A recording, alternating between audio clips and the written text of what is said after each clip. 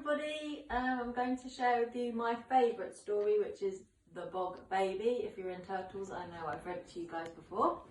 So, the Bog Baby. Long ago, when we were little, me and Chrissy did something bad.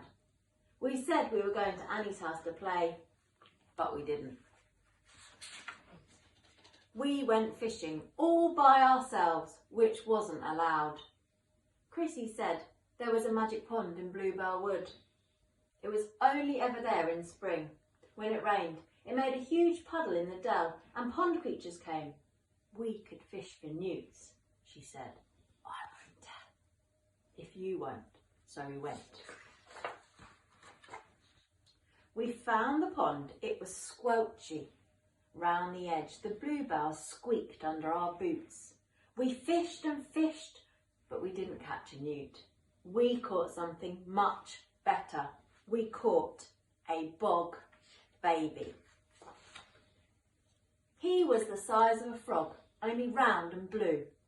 He had boggly eyes and a spiky tail, and I do remember he had ears like a mouse.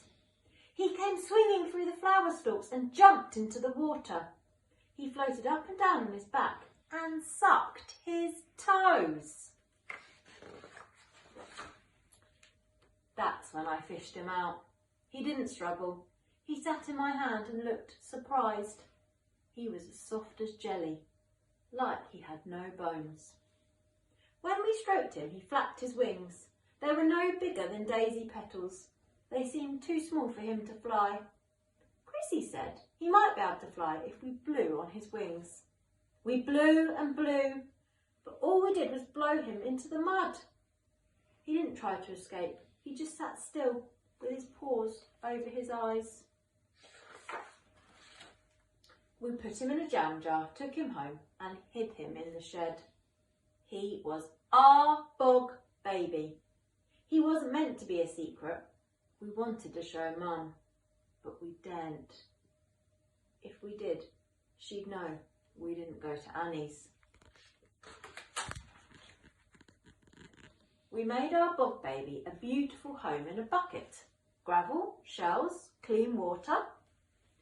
Whenever he saw us, he jumped up and down. We picked him up and played with him. He was very ticklish. We fed him on cake crumbs. We loved our Bog Baby. Our friends loved him too. We sneaked him into a school in a margarine tub. When the teacher wasn't looking, he played in the sandpit and the water tray. In the afternoon, he slept in his tub on a piece of damp cotton wool. Chrissy made him a collar and lead and we took him for walks in the field. Once, a crow nearly ate him, but we scared it away just in time.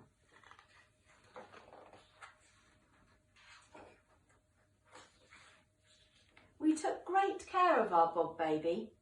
At least we tried, but he got sick. He didn't jump up and down anymore. He went pale and his wings drooped. He wouldn't touch his cake crumbs. We gave him all sorts, but he spat them out. We wanted to ask Mum for help, but we daren't because of Annie. But the Bog Baby got thinner. He wouldn't walk on his lead. He hid under his shell. He wouldn't come out no matter how much we loved him. Mum found us in the shed. Chrissy wouldn't say why we were crying. We'd promised not to tell, but I blabbed. Mum wasn't angry though. When she saw who was in the bucket, she smiled and her eyes went misty. She said she hadn't seen a Bog Baby since she was little.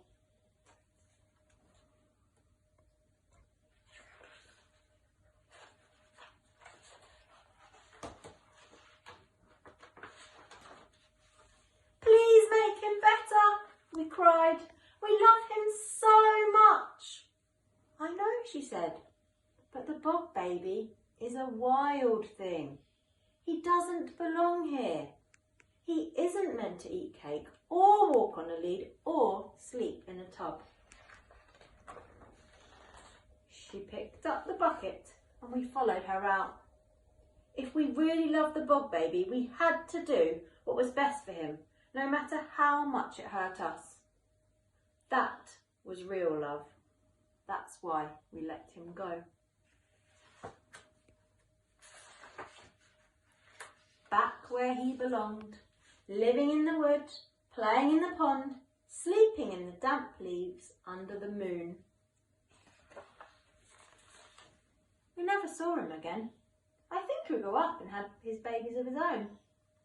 Last spring, my daughter found the magic pond, and guess what she saw? Have a little guess.